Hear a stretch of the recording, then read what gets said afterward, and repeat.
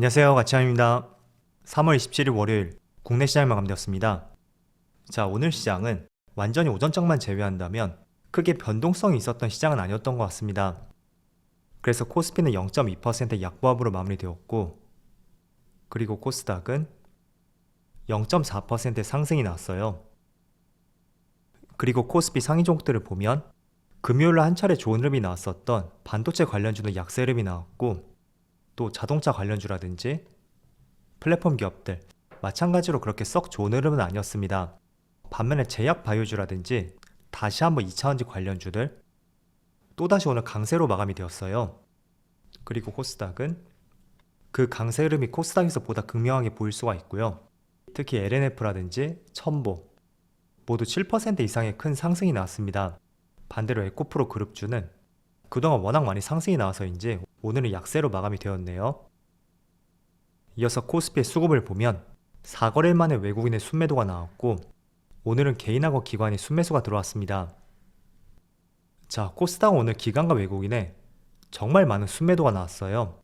특히 외국인이 3천억이 넘는 순매도가 나왔고, 그럼에도 불구하고 오늘 상승 흐름이 나왔다는 것은 개인들이 코스피보다는 코스닥 쪽에서 보다 적극적으로 매수를 하는 것 같습니다.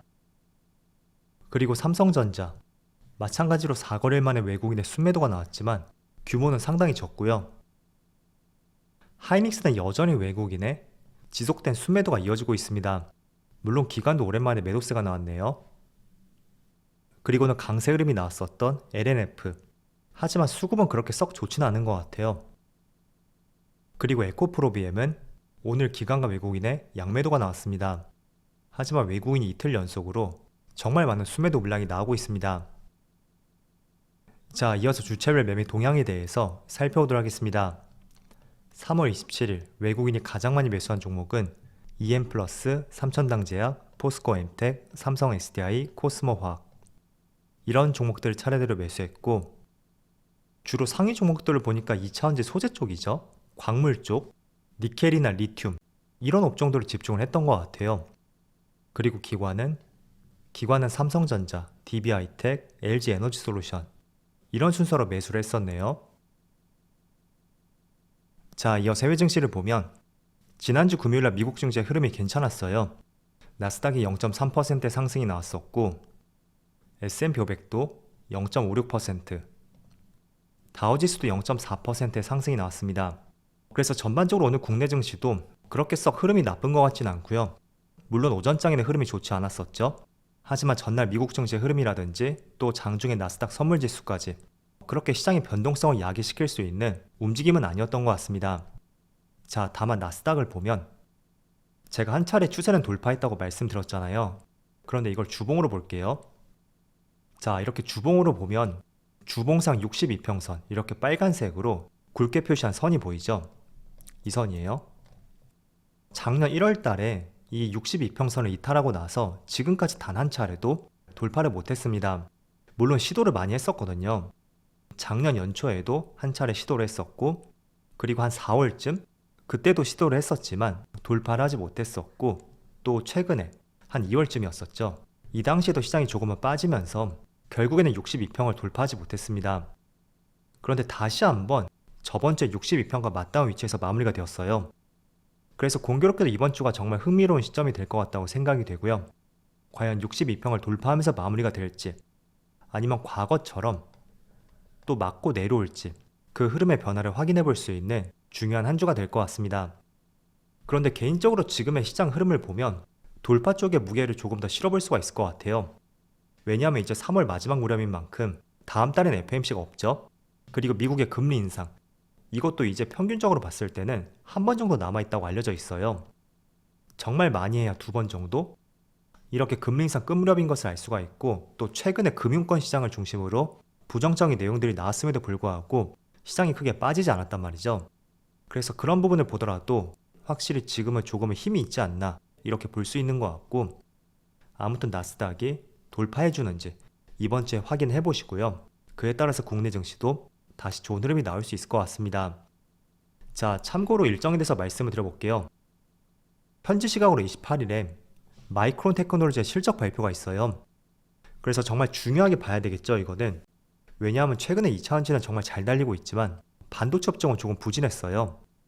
하지만 3분기부터는 업황이 돌아설 것이라는 이야기가 있었고, 그런 점들을 조금 더 가늠해보기 위해서는 실제로 반도체 업종에 종사하고 있는 마이크론 테크놀로지의 실적 발표, 그걸 통해 향후 가이던스를 확인해보는 것이 정말 중요할 것 같습니다. 물론 실적이라고 해서 중요하겠죠? 저는 그렇지만 실적보다는 이 향후 가이던스, 앞으로 반도체 업황이 어떻게 될 것이고 언제쯤에 턴어라운드 할 수 있는지, 이런 부분을 현업에 종사하는 마이크론 테크놀로지가 알려줄 수 있는 만큼, 특히 삼성전자나 SK하이닉스 이 관련 업종을 보유하신 분들이라면 현지 시각으로 28일 날 마이크론 테크놀로지의 실적 발표를 통한 가이던스 한번 잘 확인해 보세요. 아마 현지 시각이기 때문에 국내 시간으로 비유를 하자면 아마 수요일 새벽쯤, 그래서 주가에 반영이 되는 것은 29일쯤에 어떤 변화가 나올 가능성이 있을 거예요. 자, 지난주 금요일 한 차례 2차전지가 조정을 보여주었고, 반대로 반도체 관련주가 좋은 흐름이 나오면서 주도 업종이 바뀌나? 최근 들어 이런 생각을 가끔씩 하고 있습니다. 그런데 오늘은 아니나 다를까 다시 한번 2차전지가 강세 흐름이 나오고 있어요. 특히 LNF가 12%의 급등이 나오고 있고, 또 LG 에너지 솔루션도 지금 파란 음봉으로 전환이 되었지만 장 초반에는 4% 이상의 급등이 나왔습니다. 그리고 첨보도 지금 위에 꼬리를 달긴 했지만 장중한 때는 12%까지 크게 급등이 나오기도 했었거든요. 일단 2차전지 관련주는 LG 에너지 솔루션하고 LNF 쪽에서 기대를 해볼 수 있는 재료가 발표가 되었는데 하나씩 말씀을 드려볼게요. 먼저 LNF 같은 경우에는 아마 이 당시쯤 되었을 거예요. 2월 28일. 이때 장중에 거래 정지가 잠깐 되면서 테슬라의 수주 공시가 나왔습니다. 그래서 장중에 18%까지 급등이 나왔지만 이렇게 크게 또 주가가 밀리고 말았어요. 하지만 다시 그 고점을 돌파하면서 V자 반등이 나오고 있습니다. 일단 주된 이유는 이 당시에 테슬라 수주 공시가 나왔었고, 오늘도 추가적으로 신규 상위권 고객사를 확보할 가능성이 높아지면서 오늘 주가에 급등이 나오고 있다고 볼 수가 있습니다.